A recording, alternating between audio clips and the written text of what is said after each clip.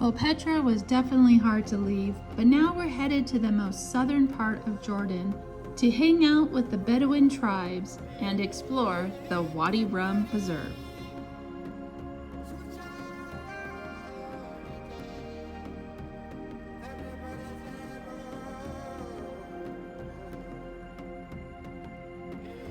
Okay, so we're going to Wadi Rum Desert Campsite.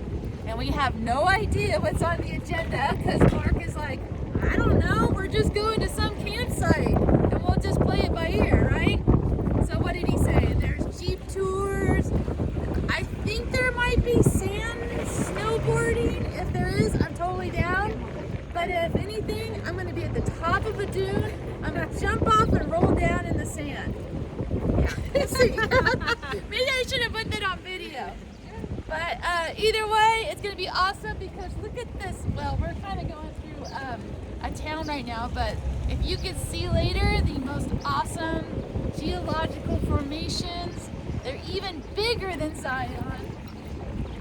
The only thing I knew about Wadi Rum is that a lot of movies were filmed here. But when I got here, I was amazed at the blood red sand and the unworldly sandstone mountains that created a Mars-like landscape and environment.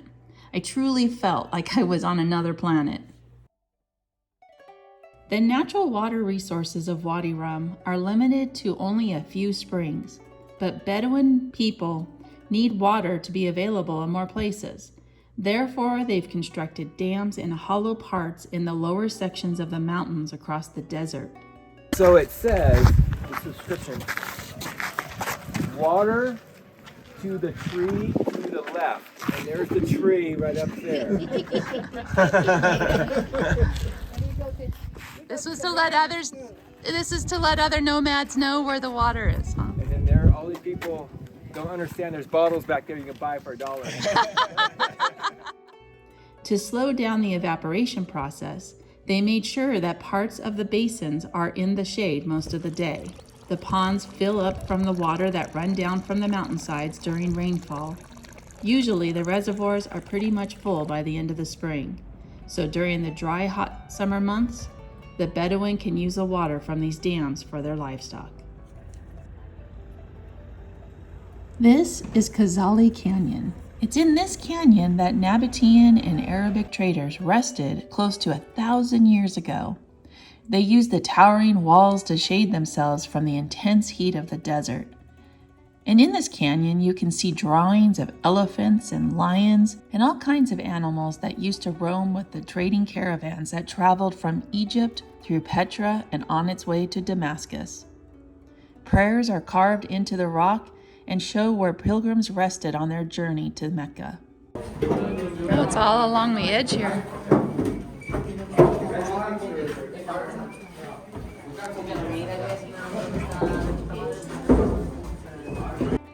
This canyon got its name from a thief who was driven into the canyon and jumped from a height that would surely have killed him, but miraculously his robe spread out around him and it carried him to the ground unharmed.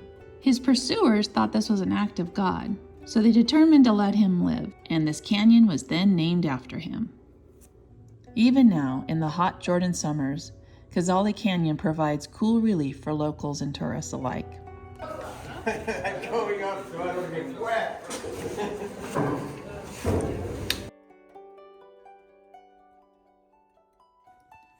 As I walked out of the canyon alone, surrounded by historical petroglyphs, I couldn't help but be transported back in time. And as I exited the canyon, I was reminded of a very old story I was once told as a child. It's a famous story about a prince of Egypt who killed an Egyptian and fled to Saudi Arabia. His name was Moses. As indicated in the Bible, Moses fled Egypt to a land known as Midian. And even though today nobody really knows where Midian is, locals claim that it was anywhere between here and the Gulf of Aqaba down in Saudi Arabia. So I couldn't help but be inspired. Wouldn't it be cool to go take a hike all on our own up into a mountainside, just like Moses did as he was fleeing Egypt and traveling through this area? So I talked my buddies into another adventure and we were on our way. Not that we were planning to see a burning bush, but it would just be cool to go off on our own, and so we did. Found a canyon across the way and we headed off into the unknown.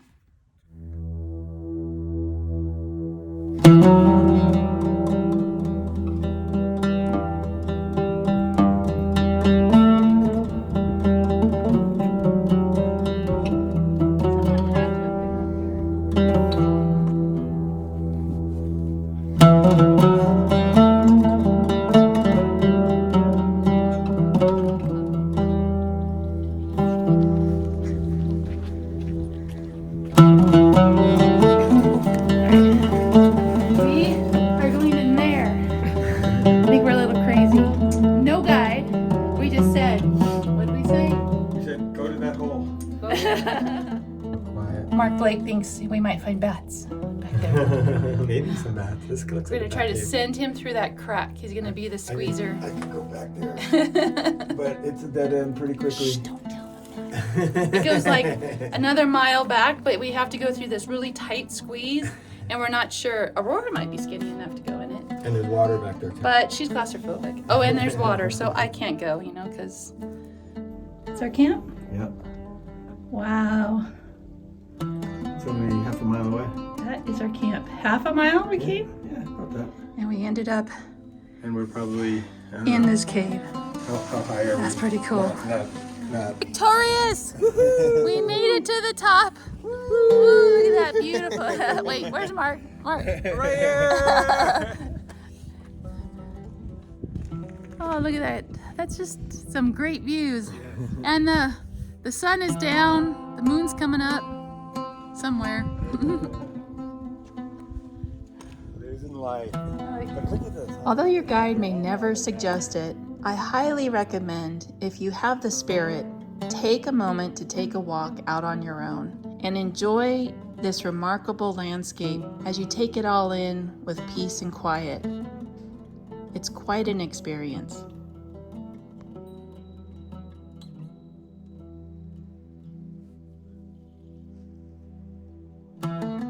Here is our wonderful accommodations. My bed was on a slant, so I kept falling off my bed last night. Our wonderful guides had a lot in store for us today. But first on the agenda is to head out to one of the largest mountains in the area, which happens to be located next to the Saudi Arabia border.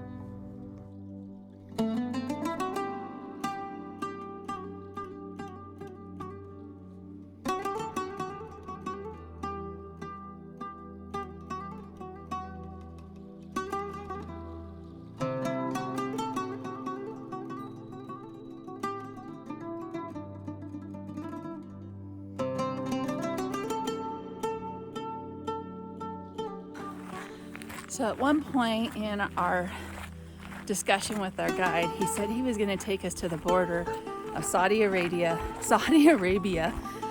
and Jordan. And I think that's where we're going right now. So we just crossed over a barbed wire. He said it was the border, but then he's a jokester, so we really don't know if that was for sure. But we are going off into the desert. There's not a whole lot of features over here, so I'm thinking that's what our goal is, so we'll see. When we got close to our destination, I soon found out why this area is so important to the Jordanians. When you come visit Jordan, keep in mind one of the most important historical stories that holds tradition today is the story of Moses. Moses is prevalent everywhere in Jordan, and this site in particular is important because this is where Moses spent at least 40 years of his life. Finish the story. So he started here and then went here and you just race to Red Sea and then where? Aqaba. Over there. Aqaba. And where's Egypt? As Muhammad was trying to explain, Moses lived most of his young life here in Midian, and he wasn't always known as the ominous character we saw in the history books, or the Hollywood star in the Ten Commandments, but he was more like them, a Bedouin or a nomad, and it was also here where he met his wife Zipporah and had his own children, with the same family traditions that the Bedouins carry on today.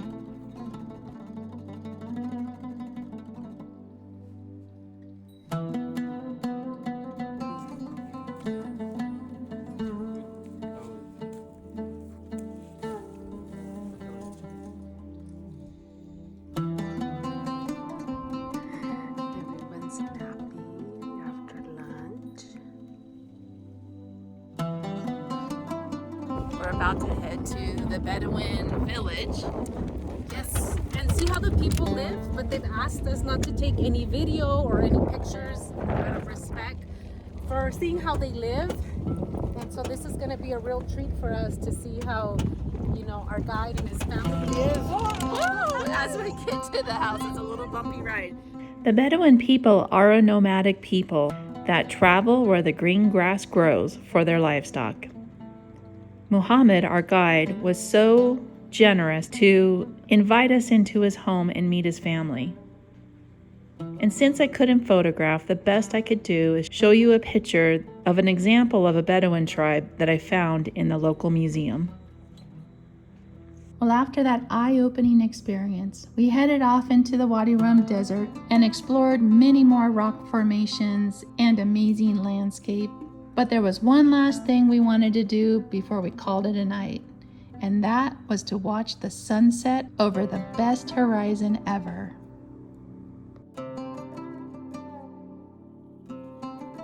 Before we decide to leave Wadi Rum, we had to explore it in one more way, a way that I've never experienced any landscape before.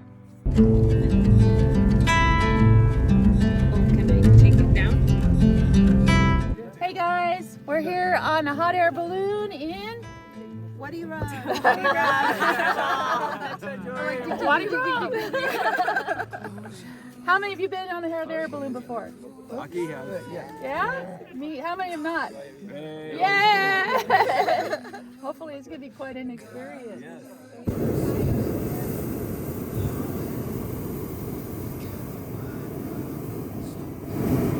That's the breath of the dragon.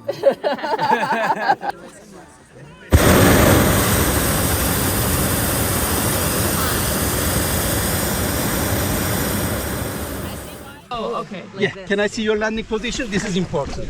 Very good. She's professional. This is good. Yeah, like that. This is scary. Okay, relax. Shall we go? Yes! Let's go. See you tomorrow. All right.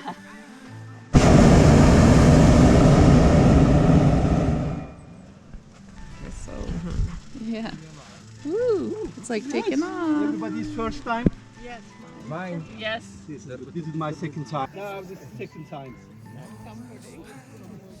It's so like it just glides up. See you tomorrow. We're just gliding.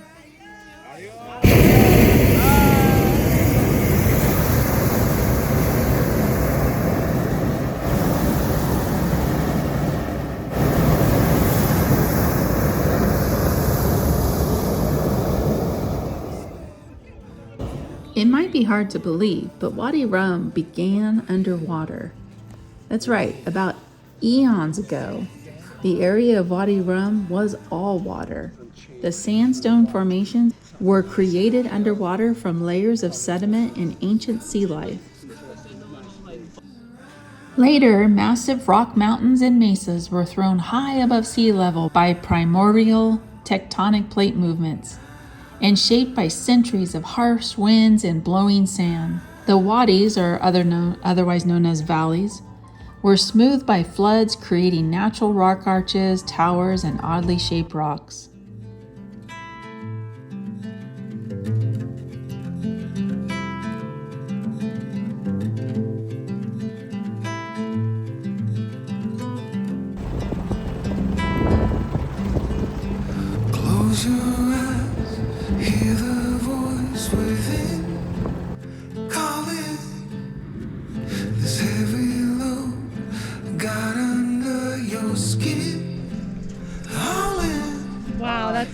White knuckles holding on the tie, keeping your feelings bottled up inside. To relive, you gotta die. Breathe in, breathe out. Hey, come alive. Shut up, Breathe out. Look at the color. Well, that concludes our adventure in Wadi Rum Preserve in this episode of Exploring Jordan. In our next episode, we're going to head back up to the Dead Sea and get a mud bath and experience what it's like to float in salt water. So join us in our next episode of Exploring Jordan.